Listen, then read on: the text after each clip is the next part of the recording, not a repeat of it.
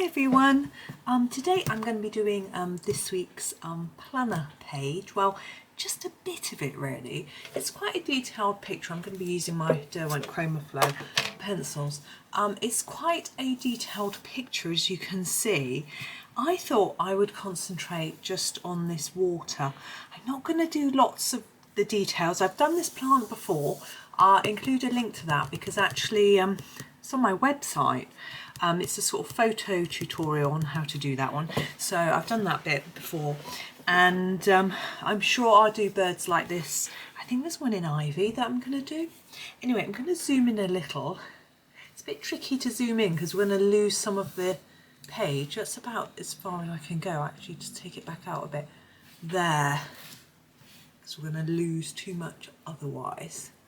But I thought I would do the water. I've done skies for you before. We've got buildings and things like that and lots of leaves.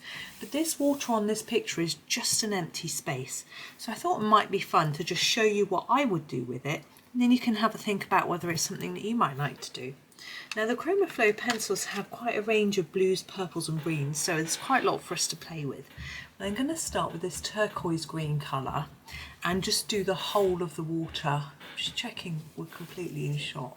Yes, do the whole of the water in this to start with. So I've just got the pencil. I haven't actually got a piece of paper behind the page. I'm just going to see if I can grab one.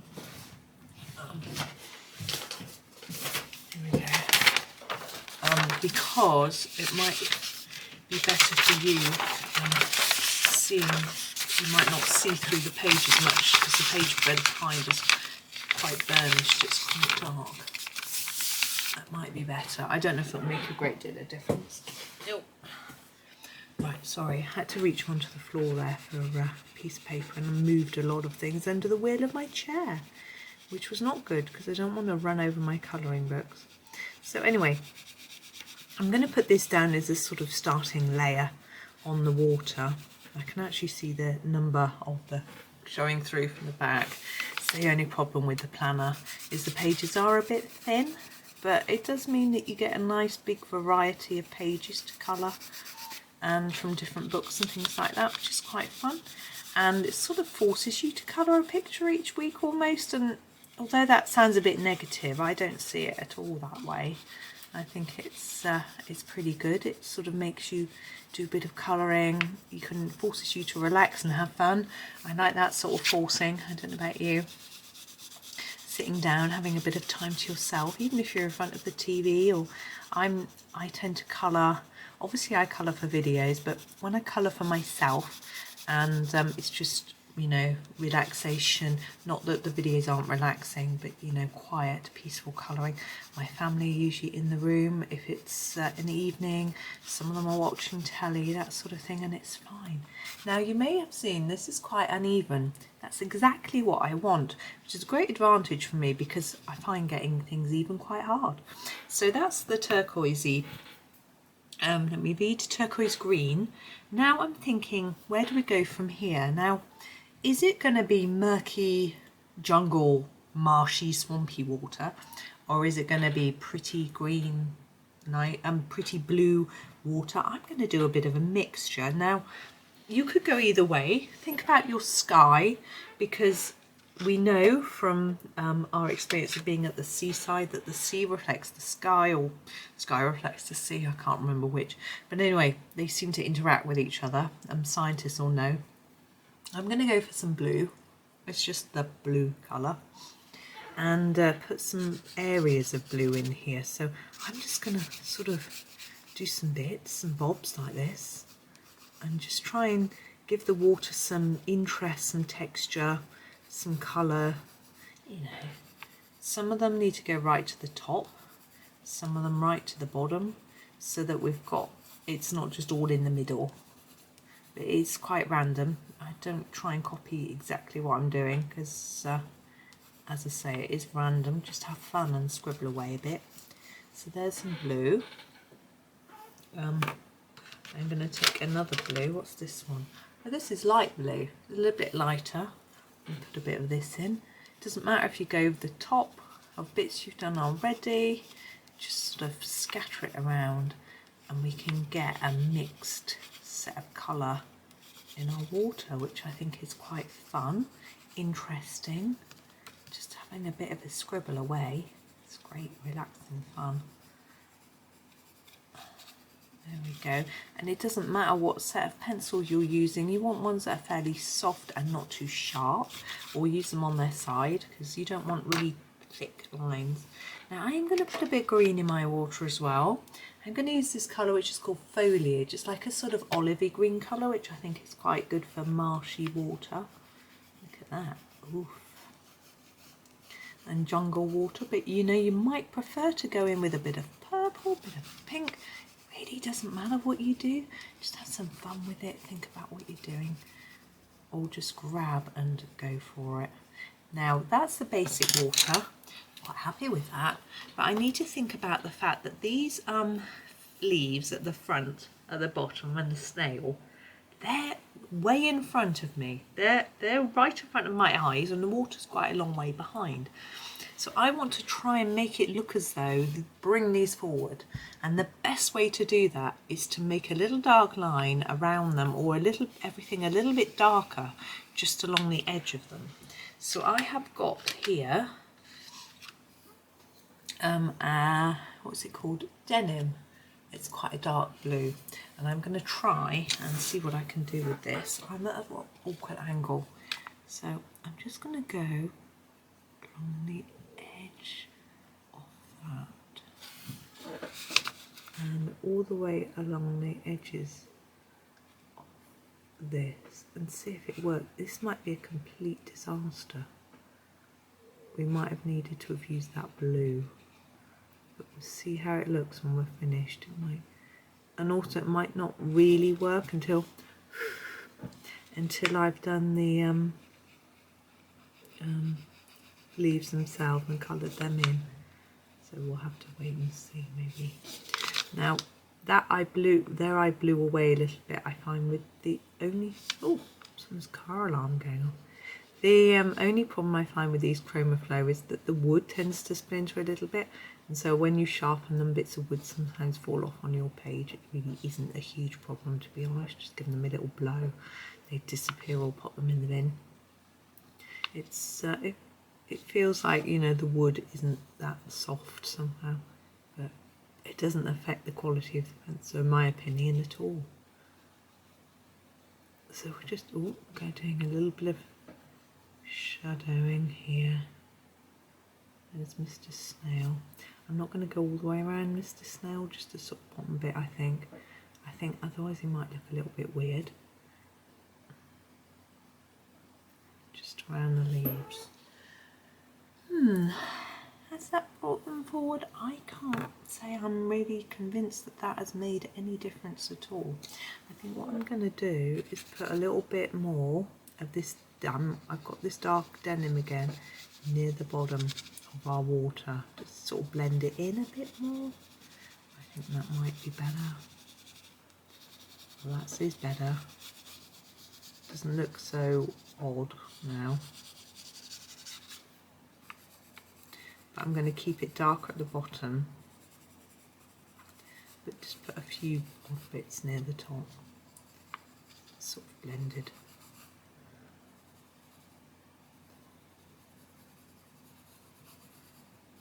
Put a bit around the snail, a few bits up there. Oh, that's better. I'm much happier with that. Now it's not just a thick line. Quite happy with how this is looking now. I can't convinced it looks like water, but I think that I'm quite happy with the mix of colour. I think it's quite fun. Now I'm going to add a bit of white as well, just to add another colour to the party.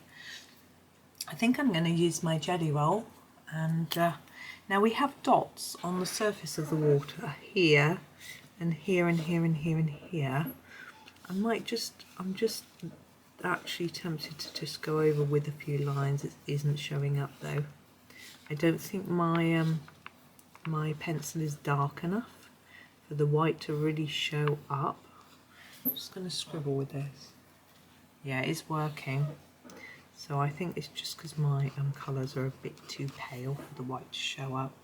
So it might show up better in the camera, I'm not sure. But anyway, I'm going to give up with that and actually thinking go for a thicker Posca. Give it a shake. This is a 0.9 to 1.3 millimeter bullet tip Posca, so it's quite thick. So it should show up better.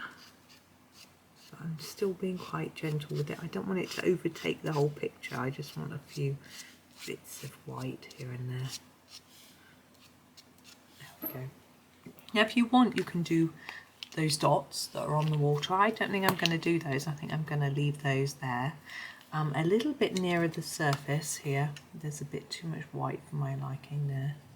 Just going to fill that in. But I think we're done. It's quite a simple approach, I feel, but I rather like it. And it can be used for any sort of watery bits on pictures. What I am going to do is do some of these leaves for you, just so you can see how it works against the leaves. I'm going to take a dark green, just giving it a sharpen. The dark green I've got is called Basil. If you are, I'm going to have to zoom out a tiny bit because I can't move my book any further back on the desk because the tripod leg is in the way. The word basil reminds me of a certain comedy programme which ages me somewhat, Fawlty Towers. I think that anyone that's British and over a certain age will remember it. To be honest, it's really my dad and that was the fan, not me. I was a bit young. Let's just pretend I was a bit young anyway. So I'm just doing a solid colour on this part of the leaf. Just following Johanna's markings really. Sometimes I ignore them and sometimes I use them. It just depends what mood I'm in. Today I'm in the mood for using them. I think they'll make a nice sort of definition between green, between water and leaf, should we say. I was going to say between green and blue, but the water is green, isn't it? As well as the leaf. So just going around here.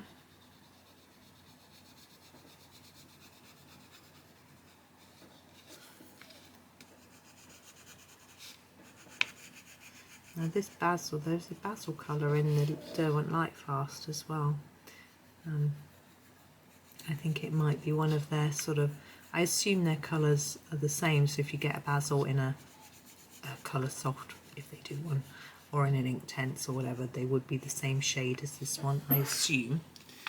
But I know that the colours vary, what they have available varies between sets. I'm not a big expert on Derwent.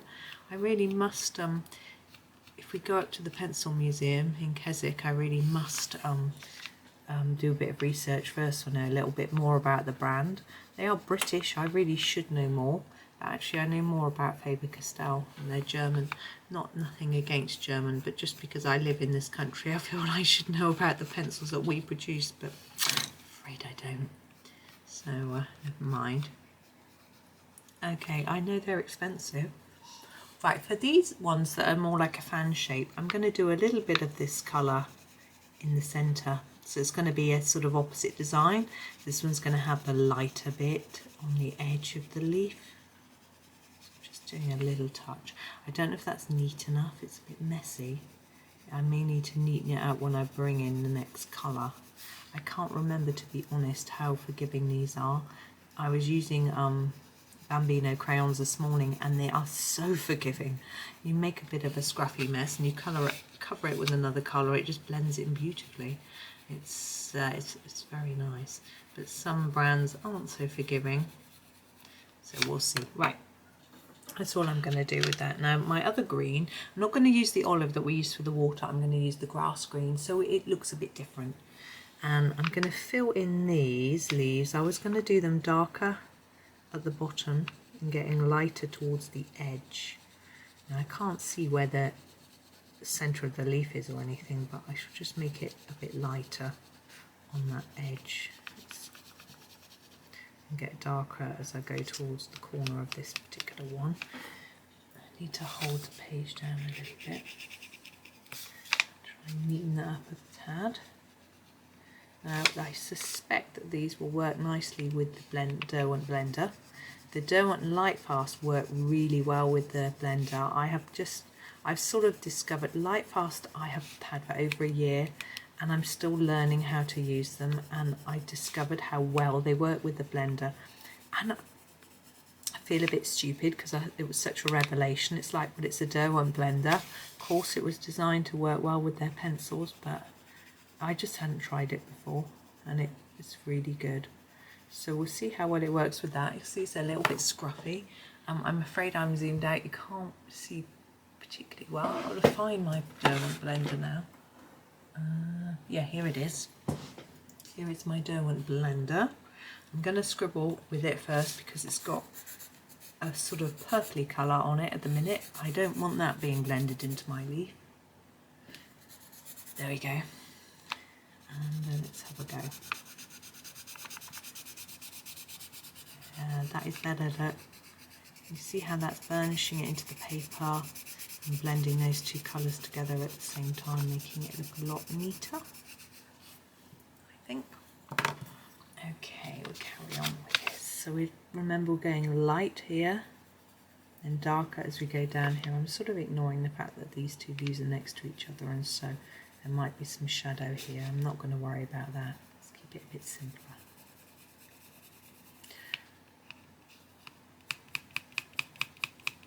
Quite hard colouring on the edge of a page, so I tend to sort of do that. Do you see, overlap? Because if you do a stroke that way, it will break the paper, it will curl the paper and spoil the page. So it's better to do that if you can. Now let's have a look at that impact. I don't think that's bringing them forward hugely, but I'm still quite pleased with how this green works alongside the water, so that's really good. I'm not going to do all of these leaves because they're all the same, but I'm just going to move towards the centre. I think we'll just do this centre, this one and the centre one, and then we can have a good look at it, I reckon. And I will finish this picture and put the completed page up on Instagram. I usually pop it up on, don't I?